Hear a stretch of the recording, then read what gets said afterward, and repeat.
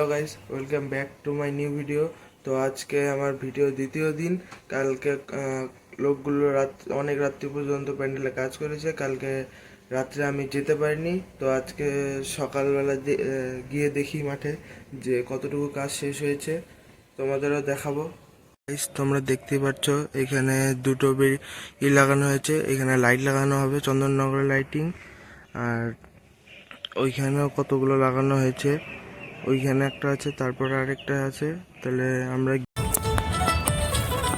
মা দুর্গার আগমনে উল্লাসে আলিঙ্গনে মহামারী মুছে যাবে আজ।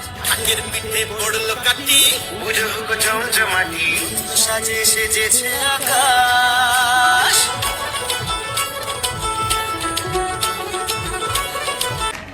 তো আমাদের প্যান্ডেল উপরে ত্রিপাল লাগানো হয়ে গেছে। এতটুকু আমাদের প্যান্ডেলের কাছে হয়ে গেছে। তোমরা ফার্স্টের ব্লগে দেখতে পারবে যে এত দূর হয়নি, খালি অল্প একটু হয়েছে। আমাদের এখন ত্রিপাল লাগানো হয়ে গেছে। তো দেখি আজকে কত দূর হয়। 3 নাম্বার তারপরের ব্লগে তোমরা দেখতে পারবে যে আজকে কত দূর হয়েছে। দেখতে পাচ্ছ কলকাতা থেকে আমাদের যত সব কারিগররা এসেছে তারা এইখানে টেন্ট লাগিয়ে থাকে।